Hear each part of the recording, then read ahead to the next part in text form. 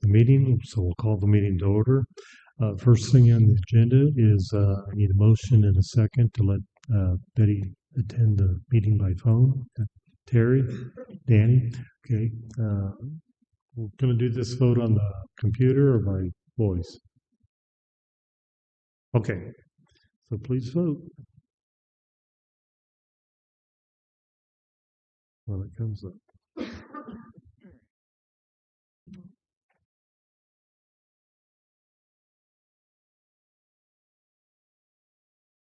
There we go.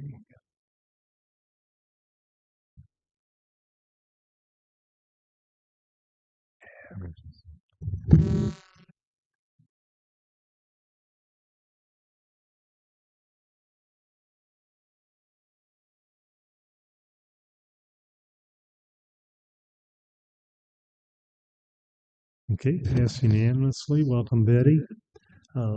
Next thing on the agenda is approval of the June 22nd, 2026 minutes.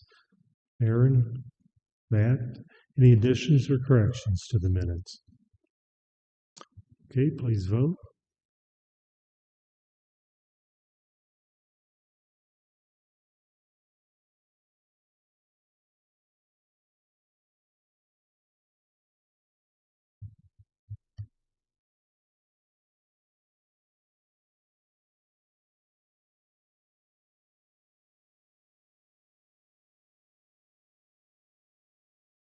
Okay, passed unanimously. We're going to move on to informational items. First one's Tri-County Regional Planning Commission minutes. Since there's no new minutes, is there any questions from anybody? Okay, moving on to unsafe structures. Any questions? Okay, third one's development summary. Any questions for Andrew? Okay, we'll file and receive those. The Peoria County Comprehensive Plan update. Do you have anything today, Andrew?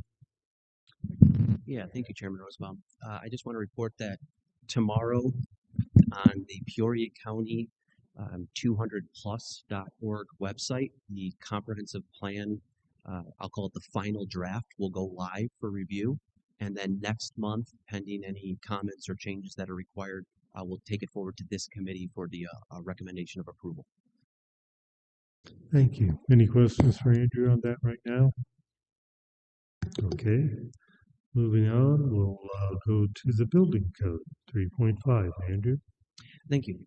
It's been the intention of the Department of Planning and Zoning to move forward with an updated building code to implement for January 1 of 2027. We've been working with the various communities around the region, including City of Peoria, City of Pekin, City of Washington, Tazewell County, East Peoria, Morton, and so forth, to coordinate our building code update. We're currently utilizing 2018 codes, and we intend to move forward with 2024 codes. That'll be consistent with all those surrounding communities. As part of that, there are a couple of, questions that have come up over the years that we were looking for maybe some discussion or direction on. Those three specific items being swimming pool barriers. The current ordinance requires a 60-inch barrier, vertical barrier for in-ground or above-ground swimming pools. The proposal in the International Pool and Spa Code would be for a 48-inch vertical barrier, and then the other consideration would be for an automatic pool cover in lieu of a vertical barrier. So those are just something, rather than prepare amendments, we wanted to maybe have a conversation about, and then at the committee's direction, we would bring something forward there. The second item is tiny homes. The county currently does not allow for tiny homes. Through the International Building Code, there is appendixes. And so when you adopt the building code, you have to specifically adopt an appendix for it to be in consideration. So moving forward, there's been a lot of conversation or discussion about tiny homes. And so the direction we're seeking is whether or not to adopt Appendix BB of the International Building Code. And then the third item that we're looking for some direction or discussion on would be storage containers. I would say that's probably the most common question that we get. The current ordinance prohibits the usage of storage containers as accessory structures. I've heard countless times that we'd like to see why can't we have storage containers or pods or something permanently on our property? And so perhaps with some more appropriate zoning regulation, those could be something that could be considered in the future. But I'm curious as to what the thoughts of the committee would be as we prepare to adopt or prepare amendments for adoption. Thank you, Andrew. Does anybody got questions, Jerry? We've had this conversation a time or two, I have, and I won't touch on the swimming pool barrier or the other item you listed there, but on using storage containers, it seems logical based on the fact that we have a substantial number of rural residential subdivisions that are as small as half-acre lots, that this appears to be something that makes more sense on ag zone land only.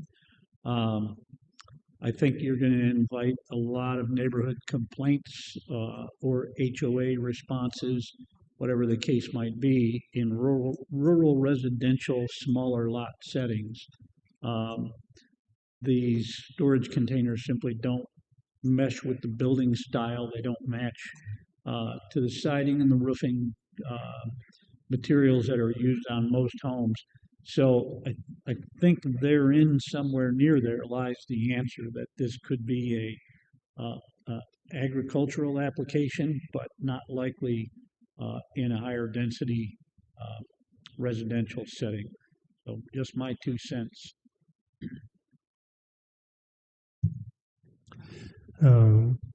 Andrew and I were talking about this, and Terry, and what we want to do is bring this up this month, and we'll talk about it more in August, and then either September or October we voting on it. But we want to give plenty of time for all the members, and then we can talk to the rest of our colleagues to see how everybody feels on this. So instead of rushing something through and not having enough time to discuss it, that way everybody can say their pros and cons, and everybody get educated better on that. Any other questions on this part? Okay. Moving on, we're at 3.6, the strategic plan, the 2026 second quarter update. Melissa? Hi, everyone. What you have in front of you is the second quarter update of the 2026 action agenda, strategic plan action items. I believe Director Braun gave a great update on the item in front of the Land Use Committee, which is the comprehensive plan update. But if you have any questions, I'll defer to him.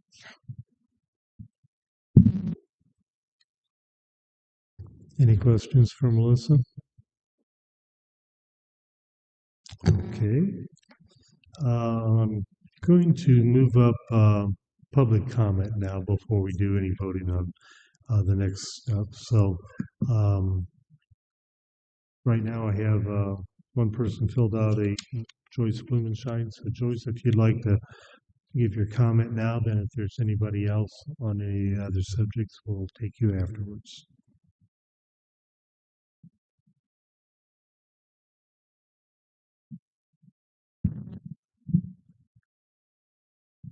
Thank you very much. I got it, I think. Whoops. What? Oh, okay. Okay. Thank you. Sorry about that. Joyce Blumenschein. I'm a volunteer with Heart of Illinois Sierra Club. Just a few quick comments for later on your agenda about the zoning changes, which I've seen numerous ones come over the last couple of years for our clean energy future for the county. And Sierra Club is in support of clean energy. Concerns right now, and this is just on my part as far as reading and not quite understanding how these all mesh with the state regulations requirements or are in the best interest of the future. So I'll just list them quickly, and then any responses later on at the appropriate time from committee members or other staff would be greatly appreciated. And again, that's quick reading here. I couldn't attend ZBA in July. I do apologize. But on a couple things from the proposed changes, the main concern is the view that some of these might be more restrictive or at least bigger hurdles, cost and staff-wise, for any companies wanting to come to Peoria County. We're just talking about now battery storage, which is not anything in any applications that I know of at all or in the future, but it will be coming. We just got battery storage for our solar in our house, and we're really thankful for it. Keeps our air on all night, no cost. So anyway, it's a great advantage, and we're going to need that to keep storage of peak time solar or wind and hold that for when our area needs it. So just to question a couple things. Number one, the prohibition about all road use agreements and decommissioning have to be approved by each applicable agency before the application can be made, from my understanding of the current changes. For battery storage, it seems like that's a double dipping because the county has to approve the road use, before the larger application is done. So I'm just curious why that was added. I'm not sure how much weight batteries can put on roads or what the burden would be for roads, but it seems like that would be much more minimal compared to a wind or solar fuller installation. So that's one question. Fencing, it wasn't clear to me, and thanks to Robert Rowe, our chairman who's here, whether the 25-foot limit is for height, because the earlier limit was for height. But if there's a 25-foot surrounding, that would seem to limit the space. So it said 7-foot minimum. And so if somebody could clarify that, it would be very helpful, because it seemed to me that could be a great restriction on the size of the batteries. But if it's height, I get it. Farmland drainage plan, usually battery backup areas aren't that large to my knowledge, but again, this is from a citizen point of view. Just curious how that meshes with the state regulations changes, which is again my reasoning that I was under the understanding that these regulations are being proposed. And again, back to the road use agreements, is that something to meet state regulations due to changes? And then the annual reports, is that something included in the state regulations, necessary updates? It does seem that there's quite a penalty if people can't keep up with that. It would be another cost. And the annual reports require any changes, which makes sense, but then also about service calls or problems.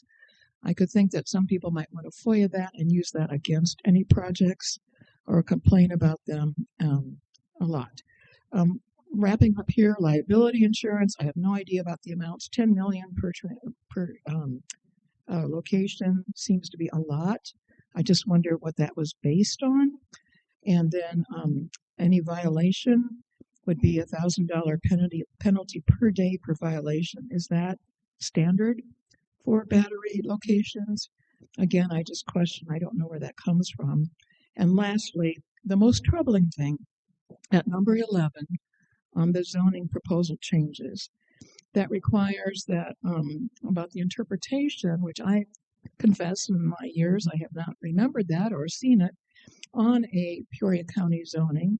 And it says that this doesn't mean that it's not intended for regulations to be abrogated or held back. And then there's a word annual. I think it might be annulled. I don't know, but it says annual. And that might be a typo. I wanted to ask if that is a typo in number 11 on the zoning proposed regulations. Because again, seeing that as a member of the public and wanting clean energy future for our county and state advantages, just kind of makes me wonder, why do we have to have that if they already have to be in compliance with the state? Thank you so very much.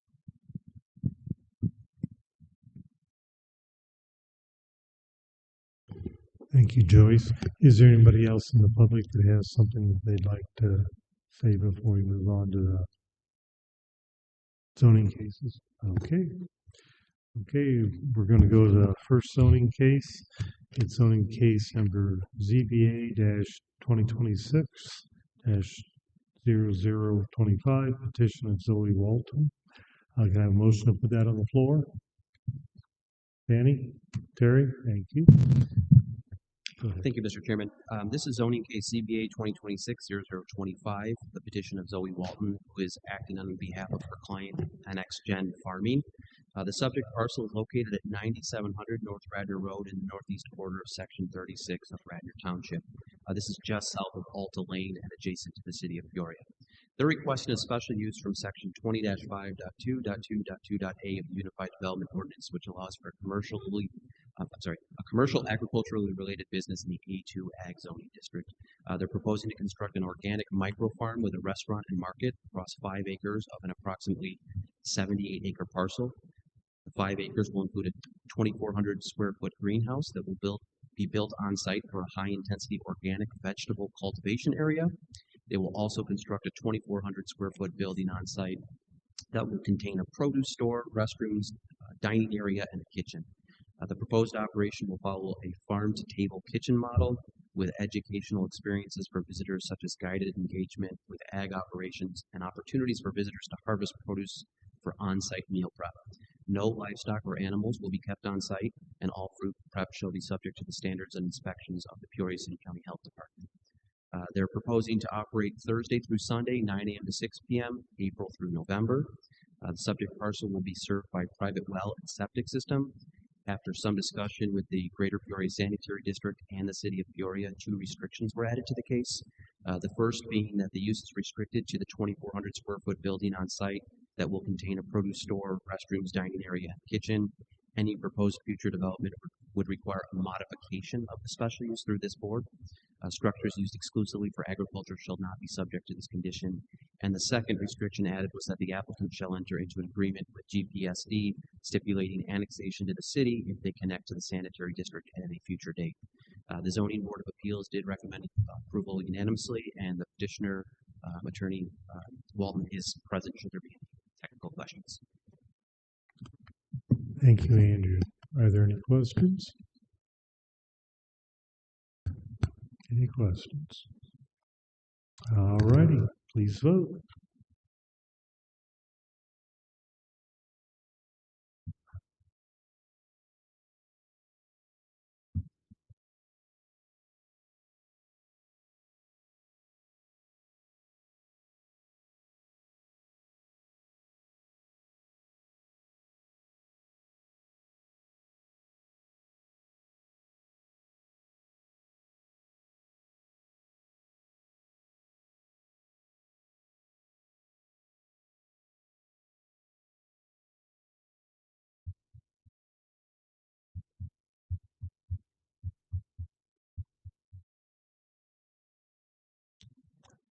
Betty, how do you vote?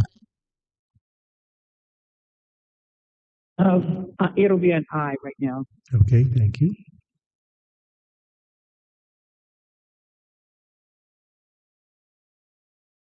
Passed unanimously. Okay, moving on to zoning case CBA-2026-0028, petition of Peoria County. Can I have a motion to put that on? Sharon, second. Terry, Andrew? Thank you. This is a text amendment to Chapter 20, Article 5, Section 5.1, A1, Agricultural Preservation District, Article 7, Section 7.2, Commercial Wind Energy Facilities, Section 7.19, Battery Energy Storage Systems, and Article 11, Section 11.1, Definitions of the Peoria County Code. There's really 2 main concepts in this amendment, the first being battery energy storage, as Ms. Blumenshine commented on earlier, and the second being the wind energy facilities. The Zoning Board of Appeals did vote to separate wind from the remaining amendments with a recommendation of approval 5-0 on the battery and 4-1 on the wind. So if I may, I'll go into the battery first and then address the comments that we heard earlier. This is part 2 of the amendments that we heard a couple months ago as a result of the Clean and Reliable Grid Affordability Act passed by the state of Illinois under Public Act 104-0458. It does have a effective date of June 1st, 2026. However, there was a 120-day grace period. So we felt that it was important to give wind and solar the attention that we felt it deserved, with batteries certainly being an important subject, but not one that's really relevant in Peoria County quite yet. We originally adopted battery regulations in September of 2023. This proposed amendment will repeal that ordinance and replace it with the state model ordinance that was developed by the Illinois Association of County Board Members, and it does reflect the changes mandated by CRGA. So there's about 15 more or less items that we believe are noteworthy. Number one, it adds battery storage as a special use in the A1 zoning district. It was previously only allowed in A2, I1, and I2. It adds a 3-year validity of approval. So once the county board approves, they have 3 years to construct. It reduces some setbacks, but it does allow for written waivers from non-participating property owners in lieu of a setback variance. It adds sound parameters. It does add a farmland drainage plan. It details decommissioning plan requirements. It adds a Department of Natural Resources review requirement, an Illinois Historic Preservation review requirement. It adds NFPA reporting requirements, National Fire Protection Association. Clarifies lighting requirements, adds a road use agreement prior to building permit. It adds annual reporting requirements. It increases liability insurance amounts. It allows for a hearing facilitator rather than a zoning board of appeals chairperson, and it defines penalties for defaults. I will note that this is for standalone battery sites. So some of the commentary we heard previously was, why would it matter if it's already a component of the wind and solar? If it is a component of wind and solar, it's exclusively through those ordinances. So it's accessory to wind or it's accessory to battery. This is going to be for those standalone sites. Historically, we'd heard that perhaps the Ameren Edwards site would turn into battery storage. There would be no solar, there would be no wind. This is the ordinance that would regulate a site such as that. Just moving through some of the particulars in the comments we heard, it does require a special use permit, and we do feel that a road use agreement is relevant. We don't know the size of these quite yet. Some of them could be very minimal. To date, the only battery energy storage systems that have been installed in Peoria County, or for that matter, even included in an application, are at the Ameren demonstration site. That was permitted back in 2025 at 2400 North Pritchard Road. So that's the only site, and it really is a very minimal scale battery storage site. These could be tens, if not 20, 100 acre of battery in the future. Batteries and the supporting equipment are going to be impervious surface, whereas when you look at solar, when you look at wind, the impervious surface is not as significant. So I think that is where our desire for the farmland drainage plan comes in. It really has to do with the erosion and sediment control. As you talk about fencing, the regulations are for vertical height. They're certainly not for the perimeter site fencing. Annual reporting has really become a hot topic as it relates to other energy sites. We've been doing inspections on solar facilities, and goes without saying there's been a lot of issues that we've identified. So a self-reporting requirement is, I think, going to be very strong in assisting us in identifying what maintenance needs to be done or what maintenance has been done. It keeps them accountable for what needs to or has been done as well. The liability insurance and indemnification, that is the maximum amount allowed per the state statute. So we didn't just come up with that number. That is what the state has allowed for. Let's see what else. The interpretation, I think, is it's in there to say that in the event that the state regulations change, there may be a period in which we haven't adopted or amended our ordinance to reflect those changes. So it's more of a reference to if at any time we become more restrictive than the state of Illinois' regulations, that's going to be what comes into effect or what is being enforced. And I do respect the typo that was in there. That should be a null, not annual. So we will make that change accordingly. Happy to entertain any questions on battery energy storage. We do anticipate that in the future it will be more and more relevant in our area. The state's passing laws to help that along. Mandates really as to the amount of energy storage that's going to be required in the future. So we do see, maybe not on all of our more productive land, but the way that these are constructed and configured, you could have abandoned railways turn into battery storage sites. Some of these irregularly shaped parcels could be ideal for this type of development. So it's important that we do have compliant regulations so that we can continue our portion of the siting process. Thank you, Andrew. Any questions today for Andrew? Any questions? Okay, please vote. I vote aye. Thank you.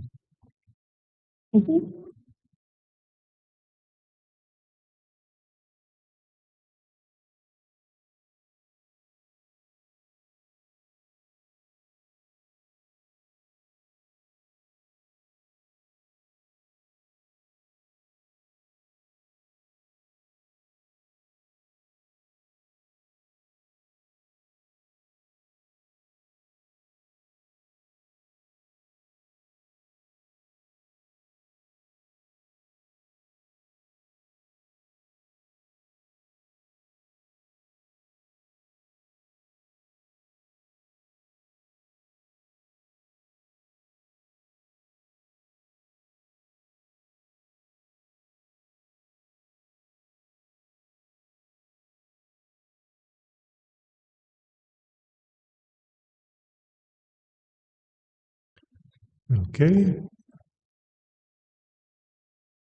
Let's see, Matt abstained and Danny abstained, and the rest passed unanimously. What's that?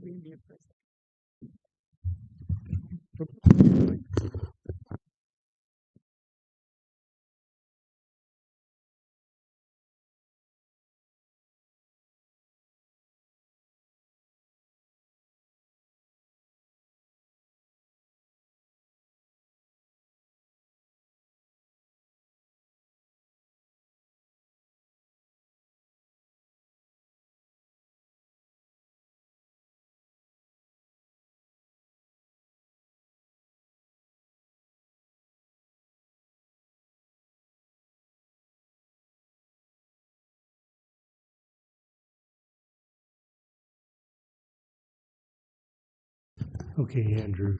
On this amendment, we also had the road use part on it, so please talk about that, and then we're going to Yes. decide whether we have to revote or whatever. All right, so as aforementioned, there was really two components to this particular amendment. The first was the battery storage that we touched on. The second being the amendment to Section 7.2 commercial wind energy facilities. What the county is proposing is to amend the requirement that a road use agreement from all road jurisdictions having authority be changed to all non-county road districts having authority, moving their road use agreement to the building permit stage rather than the pre-application to special use stage. What we've identified is that at the time of this amendment, Peoria County was one of two counties in the state of Illinois that had the special use requirement. It has been a staunch position of the county that we have it at the time of special use. However, we've identified through the series of changes that have been made through the public acts at the state of Illinois level that we've really opened the county up to litigation exposure. At such time, if we were to accept an application that has no road use agreement, we could face a lawsuit from those who may oppose the wind farm. If we were to deny the application, we could face litigation from the developer of the wind farm, which would then force the courts to make a decision as to whether the county should move forward. The state's position on this is neutral. That being said, it requires a road use agreement, but it doesn't say before the building permit. It doesn't say before the special use. It just says that it's a requirement. And so at this point, the county of Peoria does have a road use agreement. It was approved several months ago. The townships do not have a road use agreement. We're not amending the merit of the road use agreement. Nothing within the road use agreement changes. We're not saying that it's not required. We're not siding with one side or another. We're strictly stating that the county would no longer require a road use agreement from, in this situation, a township road commissioner prior to the application of a special use. It would be required prior to a building permit. So in theory, if the developer were to submit an application that does not have the road use agreement from the townships, a hearing or a series of hearings could take place, the merit of which would be based on the application and the standards identified by the state of Illinois. The state says that the validity period for a special use is 5 years. So at such time, pending the outcome of a wind hearing, the developer would have a 5-year period to obtain a road use agreement before they could move forward with the building permit. So we're not eliminating the requirement. We're strictly moving it from pre-application to pre-building permit. So I'm happy to entertain any questions that you have. Okay, question, Matt?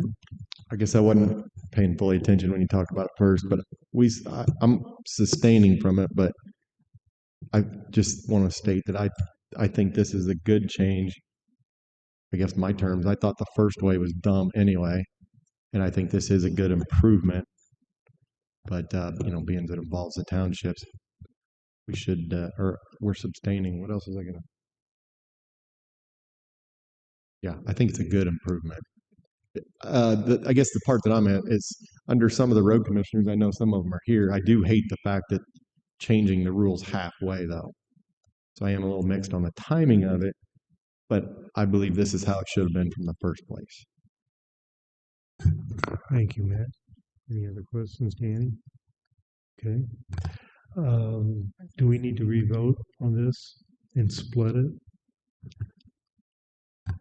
So the this item, the amendments to the ordinance, were noticed up on the agenda for both battery storage and the wind-related amendments all together.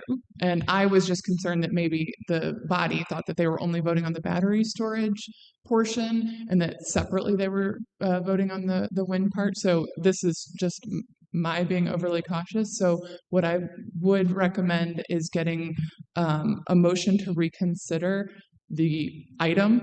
And if that passes, then you'll vote and everyone will know that they're voting on both the battery storage and road use wind amendments all together in one vote. So that's my recommendation, is a motion to reconsider. And then if that passes, you'll vote on the whole agenda item again. Can we split it off so they can vote, not abstain for the rest of it, just abstain on that? Can we make two motions or two? I'm not sure what people thought they were voting on the first time, so we could rescind the vote and then split them. Yes, then there would be a motion to reconsider, a motion to split the question, divide the question. And if that passes, then we can do two votes. So I'm sorry, Megan, in advance, but we will get it documented. How do you guys want to do that? Are you satisfied with the way we did it, or do you want to split it? Okay, so I need a motion To rescind reconsider. it, Motion to reconsider reconsider the item. the item. Can I have a motion, Terry? And Marcia, second. Okay. Do we need to do voice or we do it on the like? Okay. All in favor, say aye. Aye. Aye. Okay. Opposed, same sign. Okay. Motion passed. Now we're gonna, Motion to divide the question. I need a motion to divide the question. Danny, second, Terry. Okay. All in favor, say aye. Aye. Aye. Okay, same sign for nay. Okay, motion passed again.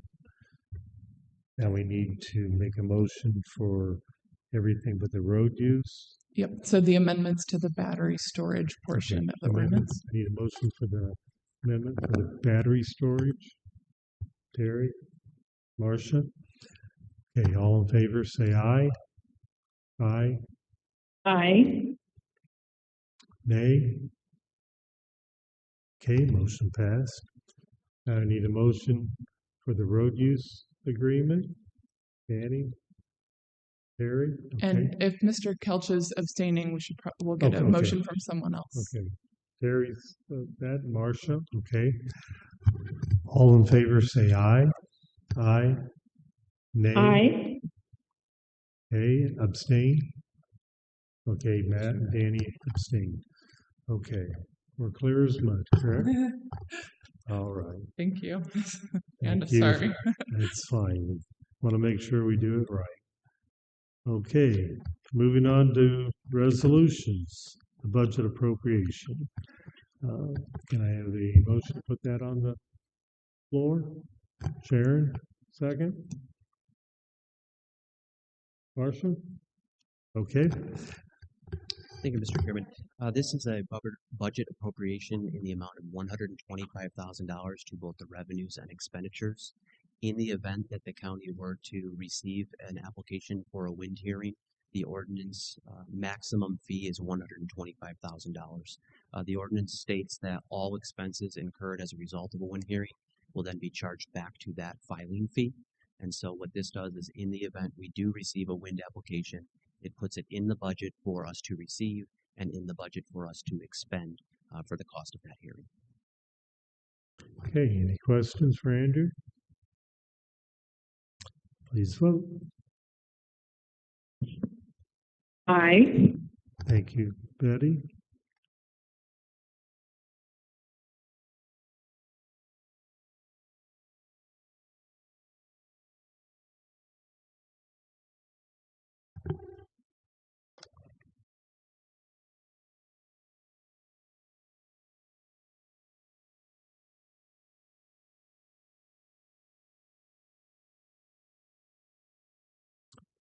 Okay, passed unanimously.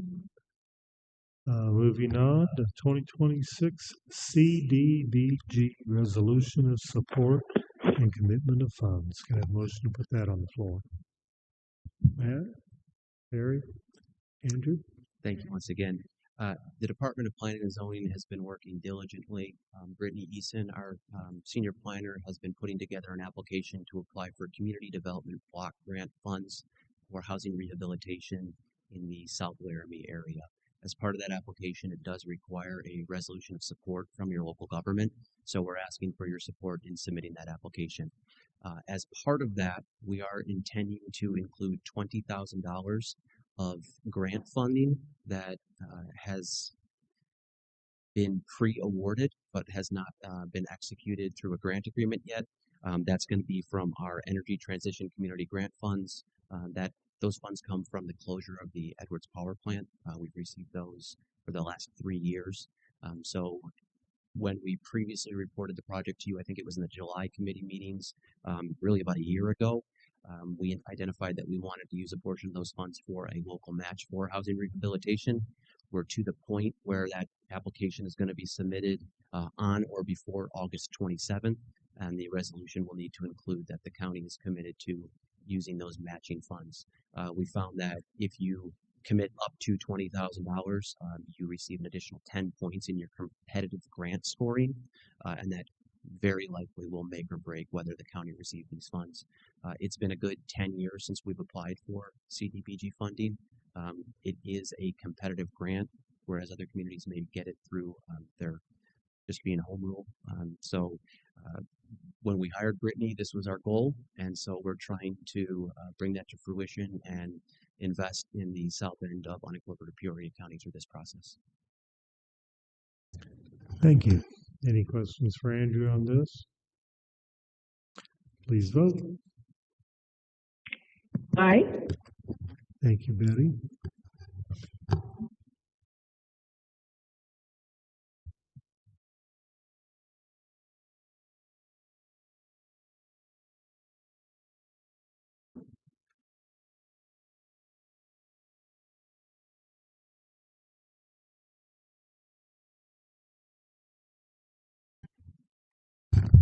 Passed unanimously.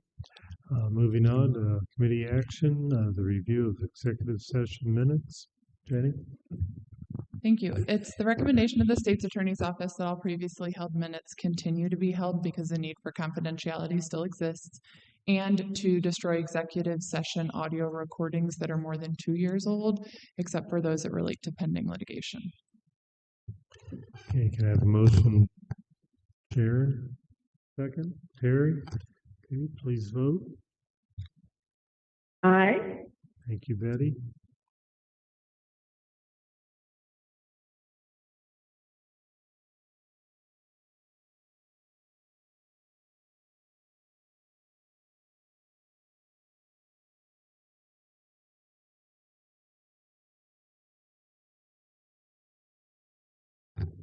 Motion passed unanimously. We're already did public comment. We're at miscellaneous now. Any miscellaneous? Okay, meeting adjourned. Thank you.